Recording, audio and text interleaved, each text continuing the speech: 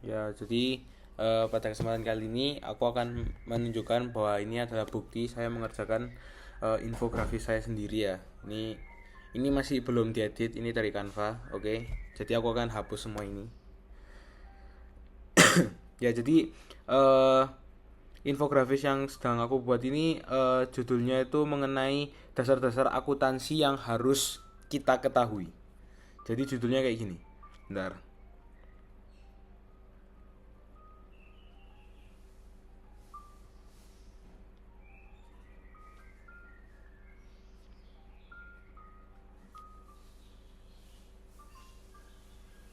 Jadi gini, judulnya kayak gini. Dasar-dasar akuntansi yang harus kita ketahui. Oke, jadi yang pertama itu mengenai pengertian akuntansi ya, pengertian akuntansi. Ya, jadi ini saya buatnya langsung ya, hanya menggunakan data dari Google, lalu saya kombinasikan sendiri ya. Kayak contohnya pengertian akuntansi. Nah ini aku langsung search di Google dan aku edit sendiri, aku buat kata-kata sendiri, jadi langsung ya. Oke. Ini hanya sebagai bukti ya kalau aku kerja sendiri ya. Soalnya kemarin Miss Nia menyuruh untuk apa bukti kalau misal emang aku kerja sendiri ya. Soalnya kemarin udah waktu Evelyn tanya jawabannya gitu, jadi kita mengambil aman. Ini oh ya, ini sekali lagi untuk independent learning ya. Oke. Mungkin ini akan saya apa namanya speed up aja ya waktunya ya. Tapi kayak aku akan selalu kayak gini-gini terus, oke.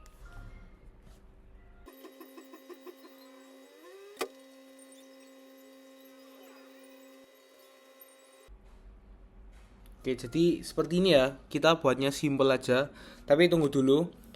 Aku buatnya nggak bakal sesimpel ini. Aku akan jelasin mengenai infografis yang telah aku buat ini. Ya, jadi nanti aku taruh di sebelah sini ya. Ini infografisnya aku tempel di sini. Ya, jadi langsung aku jelasin aja. Yang pertama itu ada eh, pengertian dari akuntansi. Jadi apa sih itu akuntansi? Ya, jadi akuntansi itu adalah proses yang melibatkan pencatatan, pengklasifikasian, meringkas, hingga pelaporan transaksi keuangan. Tujuan utamanya adalah memberikan informasi yang akurat kepada pihak internal maupun eksternal untuk pengambilan keputusan.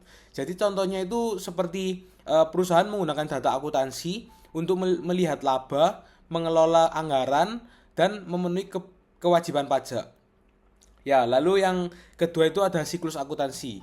Ya, jadi dari siklus akuntansi ini adalah langkah-langkah sistematis yang dilakukan untuk mencatat dan melaporkan transaksi keuangan. Yang pertama itu adalah identifikasi transaksi. Jadi ini adalah mencatat setiap transaksi yang terjadi, seperti ada penjualan atau ada pembelian. Lalu yang kedua ada jurnal, yaitu mencatat transaksi dalam jurnal umum. Lalu yang ketiga adalah buku besar, yang dimana ini tuh memindahkan data dari jurnal ke buku besar untuk mengelompokkan akun-akun itu sendiri. Lalu yang ketiga ada neraca saldo, itu menyusun neraca untuk memastikan keseimbangan antara debit dan kredit. Lalu yang kelima ada penyesuaian, jurnal penyesuaian. Jadi itu adalah menyesuaikan data agar mencerminkan kondisi yang sebenarnya, seperti penyusutan aset. Lalu yang terakhir ada laporan keuangan, yang dimana ini tuh berfungsi untuk menyusun laporan seperti neraca, laba rugi, dan arus kas. Lalu yang berikutnya adalah persamaan akuntansi.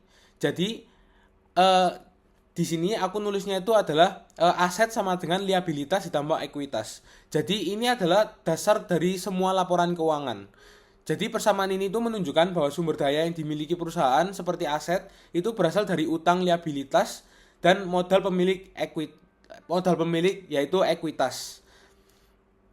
Contohnya sendiri itu kayak sebuah perusahaan itu yang memiliki aset senilai 1 miliar rupiah. Nah, utangnya dia itu 400 juta dan ekuitasnya 600 juta. Jadi yang berikutnya adalah laporan keuangan utama. Jadi yang pertama adalah neraca, yang dimana ini tuh menggambarkan posisi keuangan perusahaan pada waktu tertentu, menampilkan aset, liabilitas, dan ekuitas. Contohnya itu seperti berapa total uang, gedung, atau mesin yang dimiliki oleh suatu perusahaan. Lalu yang kedua adalah laporan laba rugi, yang dimana ini tuh menunjukkan pendapatan dan pengeluaran selama periode tertentu. Eh, apakah perusahaan itu rugi dan atau untung? Contohnya itu seperti total penjualan bulan lalu dikurangi dengan biaya operasional. Lalu yang ketiga adalah laporan arus kas, yang dimana ini tuh merupakan seperti kayak melacak aliran masuk dan keluar uang tunai perusahaan gitu ya. Contohnya itu kayak apakah perusahaan memiliki cukup uang untuk membayar gaji karyawan. Nah, itu termasuk dalam laporan arus kas ya. Nah, kita lanjut yang terakhir. Yang terakhir itu ada prinsip dasar akuntansi. Jadi prinsip dasar akuntansi ini adalah entitas bisnis. eh sorry. Oke, kita lanjut yang terakhir ya, yaitu prinsip dasar akuntansi. Yang pertama adalah entitas bisnis, yang dimana perusahaan dianggap terpisah dari pemiliknya dalam laporan keuangan.